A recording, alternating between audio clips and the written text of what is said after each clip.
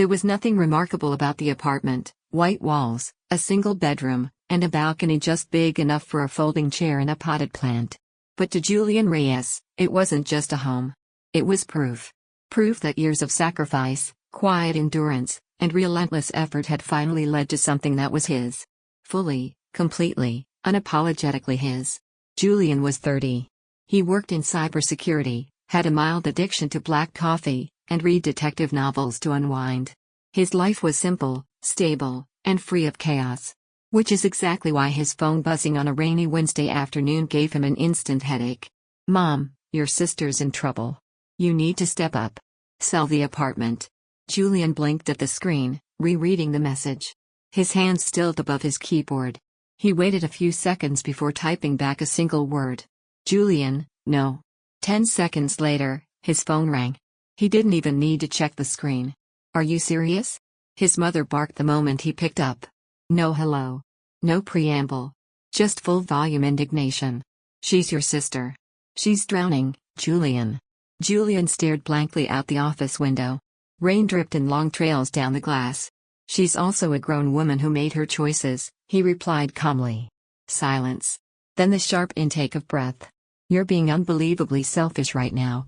Ah. There it was. That magic word, selfish. The one she and his father wielded like a sword every time they wanted something from him. He'd heard it so many times, it had lost all meaning. He ended the call with a quiet, "I have to get back to work." Dinner was inevitable. His mother insisted. His father followed up. Even his younger sister, Delilah, sent him a pitiful "would love to see you. Just talk?" message. Julian should have declined.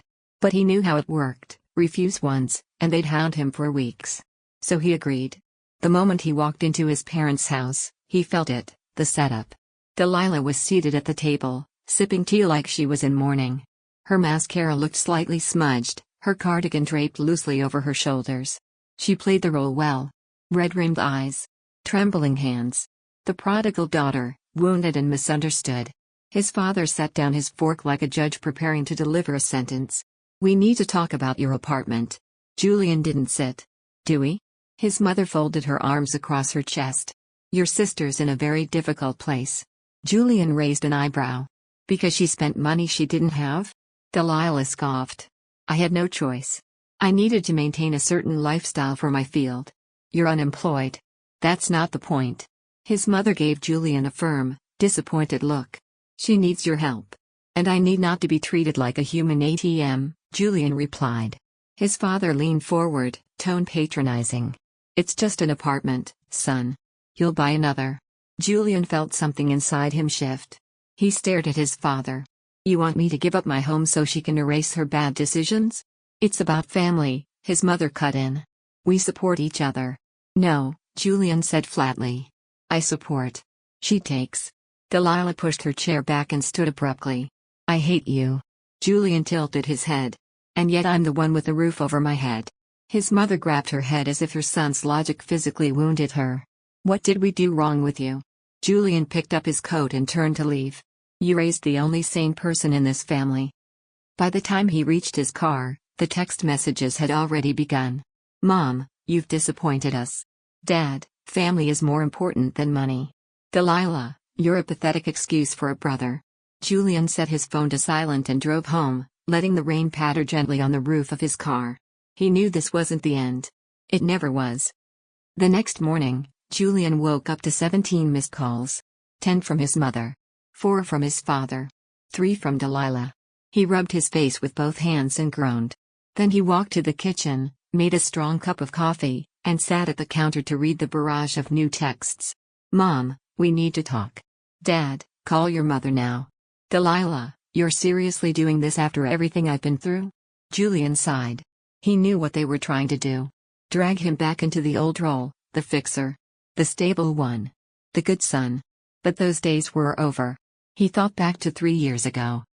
Delilah had just come back from a month-long wellness retreat in Costa Rica. She called it transformative. Julian called it irresponsible. Within a week, she'd blown through the last of her savings on green juices, yoga packages, and holistic healing crystals. Then came the call. "Your sister's in a rough spot," his mom had said. He already knew what was coming. How much? He'd asked. Just a few thousand. Just until she gets back on her feet. He was barely scraping by at the time, earning $48K a year in an overpriced city, living in a shoebox apartment. But they expected him to dig deep, to be the hero. He said no. They called him heartless. A week later, Delilah posted a photo of herself sipping wine at a luxury rooftop bar with the caption "New Beginnings." He never asked where the money came from. Now, in the present, Julian opened his laptop and started working from home. He had deadlines to meet and systems to secure. His phone buzzed again. This time, he didn't even look. He was done playing their game. This time, he wasn't backing down. This time, he was choosing himself. Julian hadn't even finished his second cup of coffee when the phone rang again. This time, he answered, not out of weakness, but because he knew avoidance would only extend the circus. It was better to face it head on, rip the bandage clean off. "Morning, Mom," he said flatly. "Do not morning me," she snapped. Her voice hit him like cold water. "Do you understand what you did to your sister?" Julian sipped his coffee. "Didn't give her free money?" "Yeah. That's kind of the point." "She's devastated, Julian." His mother shrieked. "She was up all night crying. You humiliated her."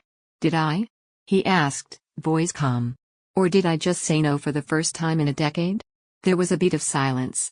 Then came the inevitable line. "She's your sister. And I'm not her retirement plan," he said. "You used to be so kind," she murmured, the shift in tone immediate. "What happened to you? You used to care about your family. You used to care about us." Julian sighed. "I still care. But I've finally realized I can care and say no." Click. She hung up. Julian stood in his kitchen, phone still pressed to his ear, as the dial tone droned. He exhaled and placed it back on the counter. 5 minutes later. "Dad, come over tonight. Let's talk. Like adults." Julian chuckled under his breath. The last talk like adults had felt more like a courtroom ambush than a civilized conversation.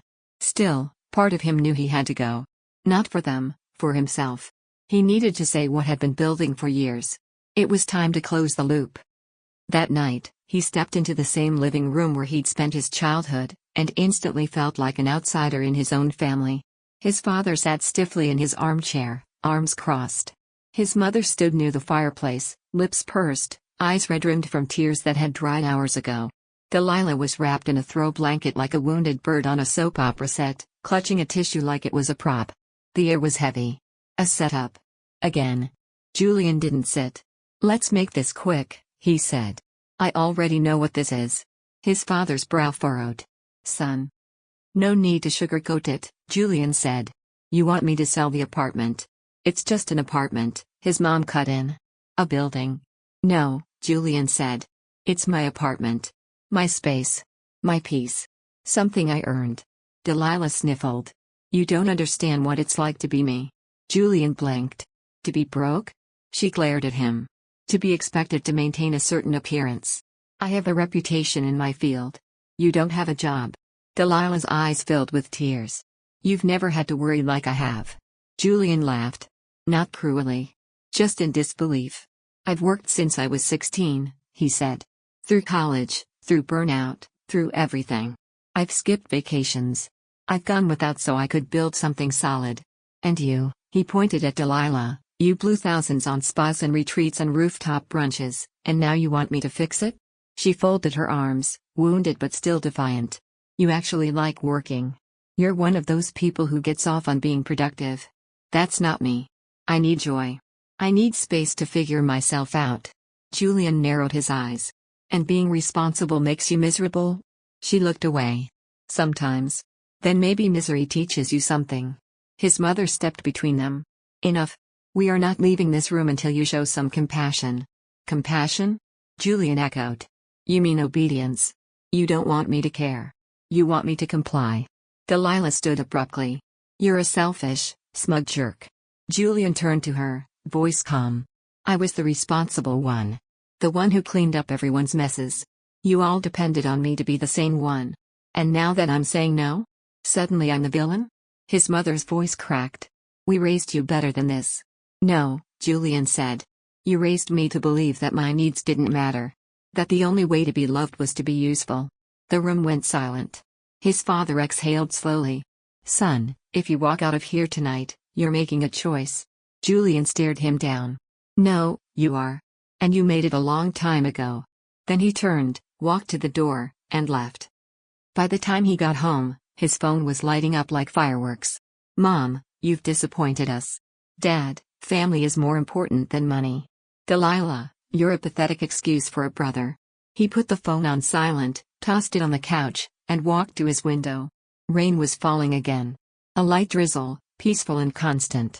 He stood there for a long time, watching it fall against the city skyline, his reflection barely visible in the glass. And for the first time in his life, he didn't feel guilty. He felt free.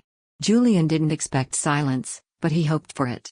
Instead, he awoke the next morning to a digital landslide, 23 missed calls, a dozen voicemails, and text after text, each one more desperate or venomous than the last. Mom, we need to talk now. Dad, you're making a huge mistake. Call me. Delilah, I hope you stay trapped in that sad little apartment forever. He muted the group chat, rolled out of bed, and brewed his coffee in silence. The second cup hadn't even finished dripping before his phone buzzed again. Another voicemail. This time from his mother. He didn't want to listen. But he did. Julian, I don't understand you anymore, she began, her voice trembling with guilt-wrapped accusation. You used to be kind.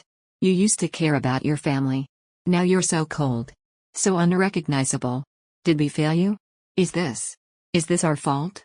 He ended the message halfway through and tossed his phone onto the kitchen counter like it burned him. This was their oldest move, guilt, shame, the helpless plea wrapped in self-blame that wasn't really self-blame at all. It was a hook. And for years, Julian had taken that bait. Not this time. 2 hours later, his father called. Against his better judgment, Julian picked up. Son, his dad started, voice heavy, fatherly, serious. Come by tonight. We need to talk. Man to man. Julian exhaled. No. Don't be like this, his father said. We can work something out. There's nothing to work out. You don't walk away from family. Julian laughed, bitter and quiet. No. But family sure walks all over me. That's not fair. What's not fair, Julian cut in, is being asked to give up my home because my sister refuses to grow up. His father went quiet. Then, you don't understand what it's like to be a father.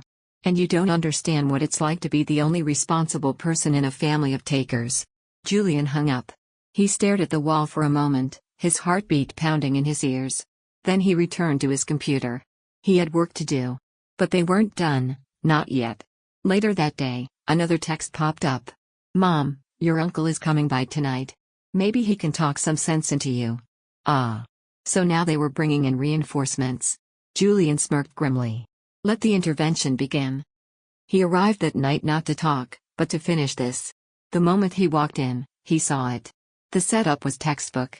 His mother, perched on the edge of the couch like she was about to faint. His father, arms crossed, jaw set in stone. Delilah, curled in the corner like a wounded kitten. And Uncle Marcus, the family's polished, wealthy businessman. The one they always compared Julian to. Marcus stood by the fireplace, sipping from a tumbler like he was about to pitch a merger. Julian, my boy, Marcus said with artificial warmth. Heard there's a bit of a disagreement. Julian dropped into the nearest chair, arms folded. No disagreement. Just a bunch of people who think my bank account belongs to someone else. Delilah huffed. It's not your money. It's a stupid apartment. My apartment, Julian corrected. And you can get a job. Marcus chuckled. Come on, now. No need to be hostile. We're just trying to find a solution. There is a solution, Julian said. Delilah takes responsibility for her life. His mother glared at him. Don't be cruel. Cruel? Julian raised an eyebrow. You asked me to sell my home. We're asking you to help your sister. You ever sell your house to help someone in the family? Julian asked Marcus directly. Marcus shifted uncomfortably. Well, no, but. Then don't tell me what family does. Delilah snapped, this is pointless. He doesn't care about anyone but himself. Julian turned to her, tone icy but calm. You maxed out your credit cards. You quit your job. You flew to Bali to find yourself and came back with nothing but debt and excuses. And now you want me to bail you out? I didn't put you in this mess. You think you're so perfect, she sneered. No, he said. I think I'm responsible. And that terrifies all of you. His father finally spoke. Marcus, give us a minute. Marcus gave Julian a small nod and stepped out. Then it was just the four of them. His father leaned forward. Julian, listen. If you do this, if you refuse, you are making a permanent decision. I know, Julian said. And I'm choosing myself. His mother's eyes welled with tears. I never thought I'd hear you say something like that. That's because you raised me to believe that saying yes was the only way to be loved. Delilah rolled her eyes. Oh, poor you. The golden child finally says no and acts like he's Moses on the mountain. Julian looked at her, his expression unreadable. You're right. I was the golden child. I did everything right. And all it got me was being treated like a piggy bank. No one said anything. Delilah muttered, I hope you rot in that apartment of yours. His mom gasped. Delilah. No, Julian said. Let her talk. This is who she is. And this is who you made her. He stood up. His father's voice dropped to a final warning, if you walk out that door, you're making a mistake. Julian looked him straight in the eye. No, Dad. You are. And he walked out. By the time he got to his car, his phone was lighting up again. Mom, you've disappointed us. Dad, family is more important than money. Delilah, I hope you never need us, because we won't be there. Julian sat in the driver's seat, stared at the screen, and for the first time in his life, he smiled. They weren't mad because he abandoned them. They were mad because he no longer needed them. And deep down, they knew the truth. They needed him. And now? He was done. Julian expected things to settle after that last confrontation. Surely, he thought, even his family had a limit, a wall they wouldn't try to scale once they realized he wasn't backing down. He was wrong. 3 days later, the emails started. Then came new messages from unfamiliar numbers. His phone lit up with calls from extended relatives he hadn't spoken to in years. Guilt bombs disguised as concern. Aunt Mara, your mother hasn't slept. She's beside herself. Please call her. Cousin Lucas, dude, what's going on? Your parents say you've cut the whole family off. Uncle Ben, help your sister, Julian. Don't shame the family like this. Julian read each message, shaking his head. The narrative had shifted, from concern to manipulative to flat-out defamatory. And now, they were pulling in backup. Then came a message from an unknown number. I hope you're happy. Mom can't even sleep. Dad's ashamed. You're a disgrace. He didn't even need to guess. Julian, new number, Delilah? Cute. Lose it. He blocked the contact. The more they pushed, the clearer it became, this wasn't just about money. It was about control. They'd lost their grip on him, and they couldn't stand it. Still, nothing prepared Julian for what came next. It was a quiet Thursday when his old neighbor called. Hey, just a heads up, the man said. Saw your parents talking to that realtor down the block. They were asking how much your place might be worth. Julian froze.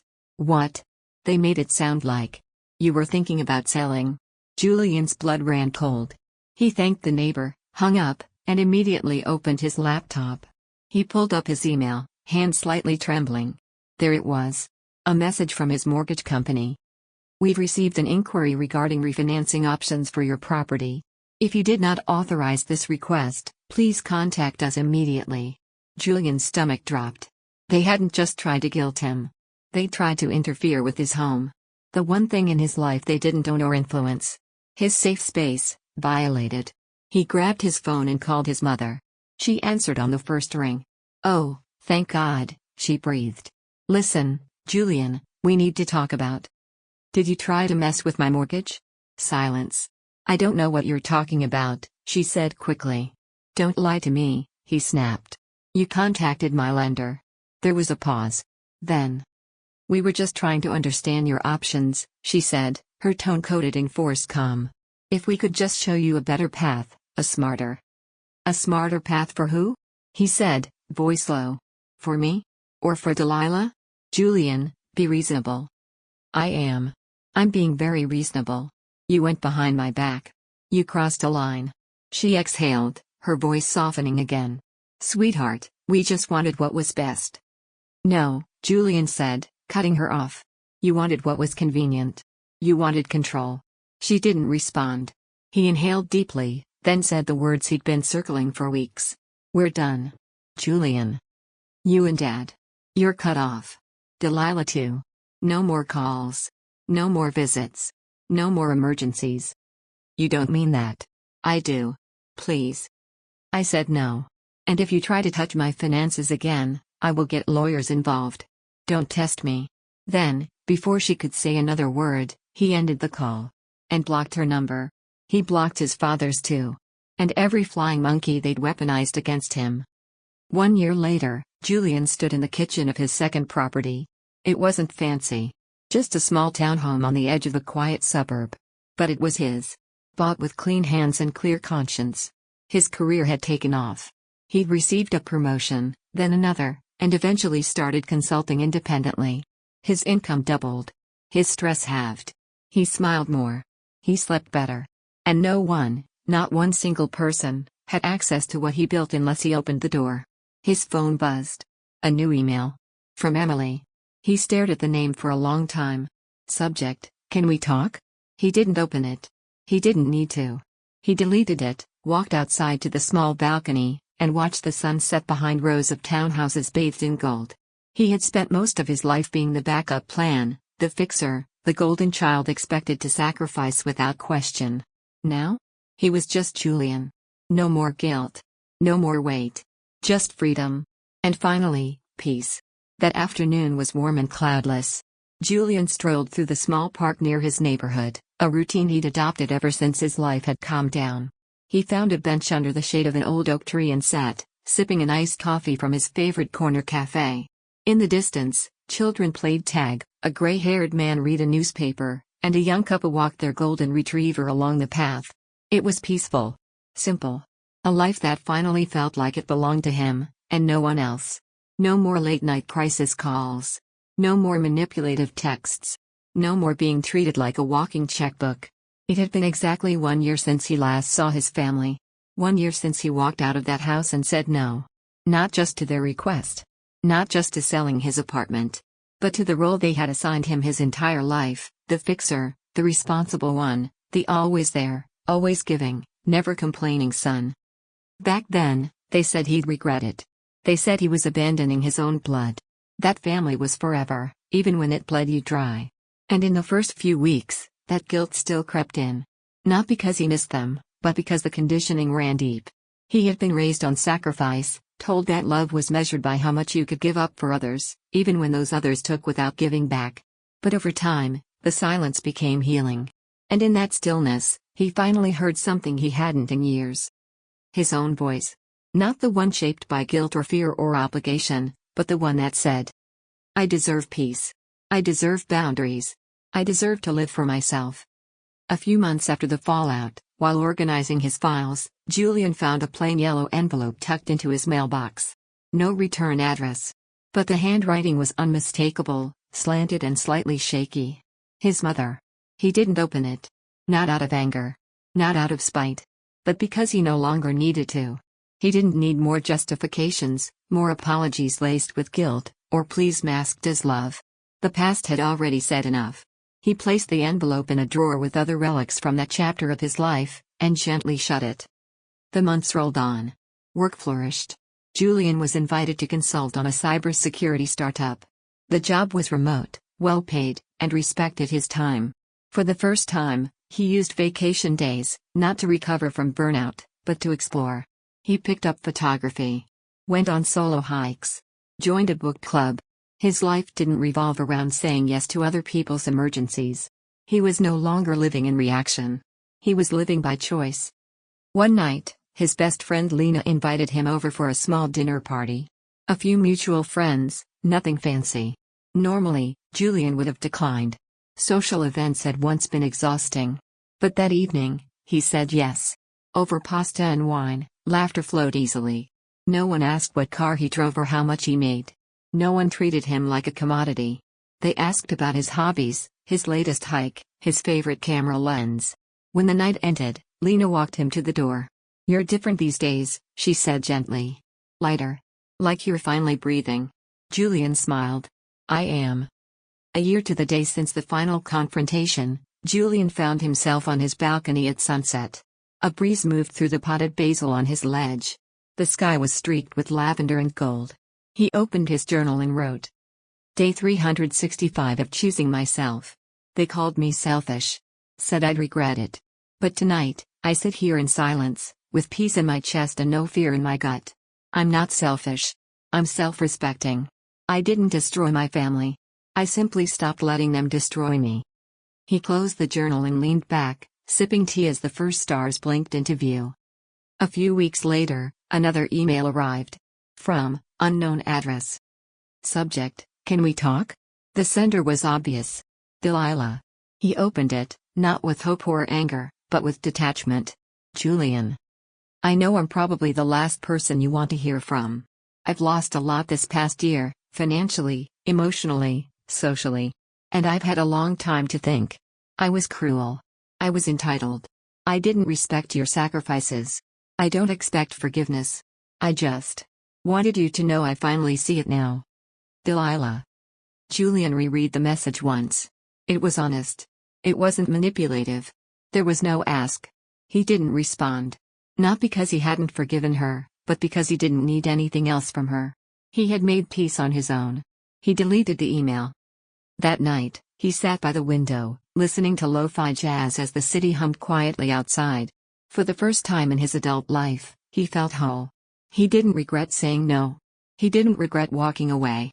He didn't regret choosing himself.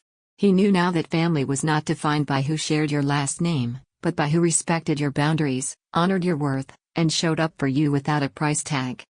Julian was no longer someone else's safety net. No longer a fixer. No longer a background character in someone else's drama. He was the author of his own life. The main character. The hero. And for the first time ever, that was more than enough.